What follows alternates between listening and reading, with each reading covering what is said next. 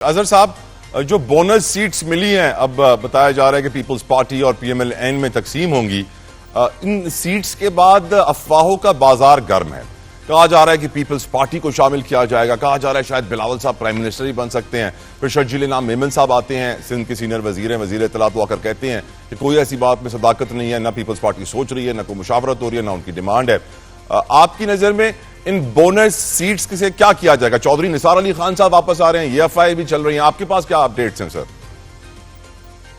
دیکھیں طلعت صاحب، میں تیمور ملک صاحب بڑے پڑھے لکھے اور سلجھے ہوئے انسان، اور پی ٹی آئی میں بہت سارے ایسے لوگ موجود ہیں، ان کی جو قیادت ہے اچھے لوگ ہیں. وکلا خاص طور پہ گوہر ملک صاحب ہیں، سلمان اکرم راجہ صاحب. میں کنکلوڈ پہلے حصے کو اس پہ یہ کروں گا کہ ان لوگوں کو کم از کم جوڈیشری کے معاملات پر یہ آج یہ چیزیں فیس کریں سے پہلے دوسری پارٹی نے کہ اس پہ انہیں جو بھی معاملات ہے اس کو آگے بڑھانا چاہیے اور اس کو بہتری کی طرف لے کے جانا چاہیے، اسے ٹاپ آف دی ایجنڈا ہونا چاہیے. اب میں آپ کے سوال پہ آتا ہوں، کیا یہ نشستیں ویسے ہی حاصل کی گئی ہیں؟ اس کا کوئی مقصد تھا؟ اس کا مقصد یہی تھا کہ 2/3 میجارٹی لے کے آیا جائے. 2/3 میجارٹی کے لیے آپ کو پتا پچھلی ترمیم کے حاصل کرنے کے لیے کیا کیا پاپڑ نہیں بیلنے پڑے تھے. مولانا فضل الرحمان صاحب نے رات 2-2, 3-3, 4-4 بجے تک سب کو تگنی کا ناچ نچایا. بہت سارے لوگ غائب بھی ہو گئے تھے، اس دن پیدا ہو گئے تھے صرف واپس. جی بالکل وہی نا، وہ جو سچویشن اس وقت ہوئی تھی.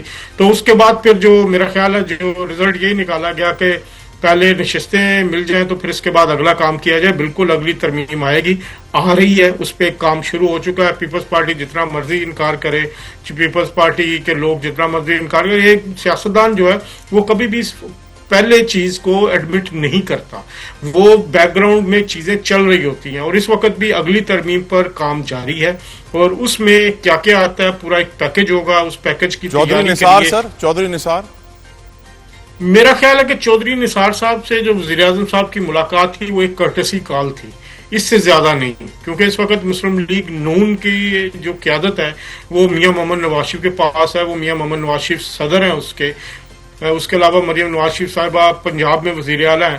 چودھری نثار صاحب جو ہیں وہ ایک اچھی شخصیت کے مالک ہیں. انہوں نے اپنا جو بھی مخالفت کی نواز شریف صاحب کی، اس کے بعد وہ کبھی بولے نہیں اوپنلی، اور انہوں نے کبھی کوئی ایسا تاثر نہیں دیا کہ جس سے وہ جو بغض یا کوئی ایسی چیز سامنے آئے.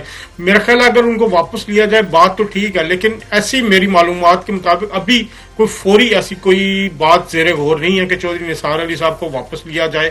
ابھی صرف شہباز شریف صاحب کو پتہ ہے وہ ایک بڑے وسیع دل کے مالک ہیں، ان کی پرانی دوستی ہے چودھری نثار علی خان صاحب سے، بہت زیادہ اچھی دوستی ہے. تو میرا خیال ہے یہ ایک کرٹسی کال تھی، اس سے زیادہ یہ کچھ نہیں تھی. چودھری نثار علی خان صاحب کے لیے کہتے ہیں نا کہ عمران خان کے لیے ایک نرم گوشہ تھا، اس لیے اب ان کے لیے مشکل ہے آنا واپس. دیکھیں عمران خان صاحب بھی ان کے دوست تھے، عمران خان صاحب ان کے کلاس فیلو تھے.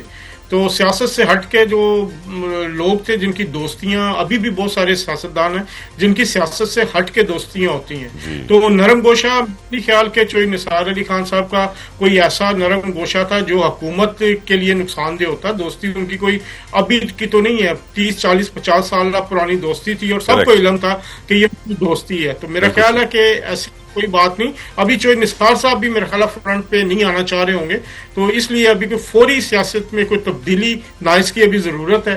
ابھی بہت ٹائم پڑا ہے، ابھی الیکشن ابھی تو 2 سال 3 سال ہو سکتا ہے، اس سے پہلے بھی ہو جائے. لیکن میرے خیال میں چودھری نثار صاحب اور پرائم منسٹر کی جو میٹنگ ہے، بلکہ میری خبر کے مطابق جو معلومات ہے میری، وہ اتنی کوئی ہنگامی نوعیت کی نہیں ہے. اس جسٹ اے کرٹسی کا. ٹھیک سر. ملک صاحب، عمران خان صاحب سے آج ملاقاتیں ہوئی ہیں، علیمہ خان اور دیگر بہنوں کی، اور آج بیرسٹر سیف نے بھی آ کے عمران خان کو بتایا ہے کہ بجٹ اتنا جلدی میں کیوں لایا گیا. پھر عمران خان نے ایک ٹیم کا اعلان کیا کہ یہ ٹیم آ کر مجھے بجٹ پیش کرے. سارے مزمل اسلم، تیمور جگڑا صاحب اور علی امین گنڈا پور صاحب اور دیگر 2-4 نام تھے، اور انہوں نے کہا کہ پھر وہ بجٹ کو حتمی شکل دیں گے. اور آپ کی نظر میں اس وقت عمران خان صاحب کے ساتھ جو حالات ہیں، علیمہ خان صاحبہ تو کہہ رہی ہیں کہ وہ ڈٹے ہوئے ہیں، وہ بالکل ٹھیک ہیں، مقابلہ کر رہے ہیں، اکیلا ان کو رکھا ہوا ہے کنفائنمنٹ کے اندر، سولیٹری کنفائنمنٹ میں 1 مہینے سے. آپ کی نظر میں عمران خان کب نکلیں گے جیل سے، اور کیا آپ کو لگتا ہے کہ بجٹ میں وہ بڑی تبدیلیاں لے کر آئیں گے، کیونکہ وہ ناخوش ہیں، سوات کی صورتحال سے بھی ناخوش ہیں؟ دیکھیں، جہاں تک بجٹ کی بات ہے تو بالکل ان کے نام پر ووٹ لے کر خیبر پختونخوا میں حکومت بنی ہے، تو ظاہر ہے ان کا اس میں عمل دخل ہے اس چیز کے اندر. اور بجٹ لارجلی جو ہے اس میں لوگوں نے تعریف ہی کی ہے. جو خیبر پختونخوا کا بجٹ پیش کیا گیا ہے اس میں ایک سرپلس کا ایشو ہے کہ سرپلس کو کس طرح یوٹیلائز کرنا چاہیے. وہ بھی مزمل اسلم صاحب اور دوسروں نے اس کے اوپر بھی کافی باتیں کی ہیں پبلک کے اندر کہ اس کا کیا فائدہ ہے اور اس کو کیسے مینیج کیا جا سکتا ہے. کچھ اور چیزیں ہیں جو کہ خان صاحب کی خواہشات ہوں گی خیبر پختونخوا کے بجٹ کے حوالے سے, تو بالکل وہ اس میں جو پوری خیبر پختونخوا کی حکومتی ٹیم ہے, معاشرتی ٹیم ہے, ان کو انسٹرکشنز جا سکتی ہیں, سجیشن ہیں کہ یہ آپ اپنی ٹیمز کے آگے, پارلیمان کے آگے رکھیں اور اگر منظور ہوتی ہیں تو بالکل ان کو منظور کریں. تو اس میں تو کوئی ایسی بات نہیں ہے. نواز شریف صاحب کی بھی باتیں سنتے ہیں جو وفاقی حکومت ہے اور پنجاب کی حکومت ہے, تو نیچرلی اسی طرح یہاں پہ بھی معاملات چلیں گے. جہاں تک باقی بات ہے کہ آپ کیا دیکھتے ہیں کہ وہ نکلیں گے کب, میں دیکھیں ان میں سے تو ہوں نہیں جو روز نعرہ لگا دیں کہ وہ اگلے ہفتے باہر آ رہے ہیں یا عید سے پہلے باہر آ رہے ہیں. حقیقت یہ ہے کہ ان کی جس کیس میں ان کو ایک ناحق سزا دی گئی ہے اس کی سسپینشن جو ہے, اس کا معاملہ اسلام آباد ہائی کورٹ کے سامنے مسلسل لٹک رہا ہے. اگر یہ کوئی عام کیس ہوتا جس کا کیس شروع ہو چکا ہوتا تو شاید پچھلی 1-2 ہیئرنگز کے اندر یہ معاملہ ختم ہو چکا ہوتا.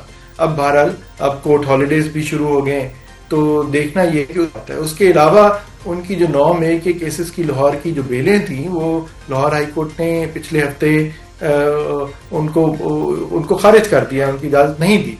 تو ظاہر ہے جب تک ان میں بھی بیلیں نہیں ہوتی تو ان کا نکلنا اتنا آسان نہیں ہے. 2032 تک جانا پڑے گا, 2032 تک نکلیں گے. 2032 تو بہت دور کی بات ہے. دیکھیں یہ دن, اگر وہی بات جو ہم آج کا آپ کے شو کا ایک انیشل فوکس رہا کہ عدلیہ آزاد ہونی چاہیے, یہ جو نقصان سارے نظام کا ہو رہا ہے کسی ایک شخص یا ایک جماعت کا نہیں, تو اسی روح سے میں یہ کہوں گا کہ دیکھیں یہاں پہ بھی اگر کیسز چلتے ہیں لگتے ہیں تو یہ تو ہفتوں میں نہیں. 26ویں آئینی ترمیم کے بعد عدلیہ نے یقیناً بہت سارے متنازع فیصلے دیے ہیں جس کے اوپر تنقید کی جا رہی ہے. آخری فیصلہ یہ مخصوص نشستوں کا آیا جس کے بعد بتایا جا رہا ہے کہ 77 سیٹس ہیں جو اس وقت دی جائیں گی دوسری پارٹیز کو, اور اس وقت پاور لابیز کے اندر ہی بڑی تبدیلیاں متوقع ہیں. ہم یہ بھی جانتے ہیں کہ جو ججز ٹرانسفر کیس تھا وہ بھی ایک کنٹروورشل کیس بنا. ابھی تک اسلام آباد ہائی کورٹ کے ججز انصاف کے متلاشی ہیں, اپیل کر رہے ہیں وہ اس فیصلے کے خلاف. نظام عدل آج پاکستان کا افغانستان کے برابر ہے. آپ قانون دان ہیں, آپ سٹڈی کرتے ہیں اس پورے سسٹم کو. کیا وجہ ہے کہ سر پاکستان آج نظام عدل میں افغانستان کے برابر ہے, اور کیا وجہ ہے آپ سمجھتے ہیں کہ پی ٹی آئی کے حوالے سے جو فیصلے آ رہے ہیں وہ سب نیگیٹو ہیں اور پی ٹی آئی کی مشکلات بڑھتی جا رہی ہیں؟ جی دیکھیں, یہ صرف پی ٹی آئی کے لیے بات نہیں ہے. جو بھی آج فیصلے بن رہے ہیں اور جو نظیریں قائم ہو رہی ہیں, یہ پاکستان جو ایک کامن لا ملک ہے, یہاں پہ پریسیڈنٹس کی کورٹس کے فیصلے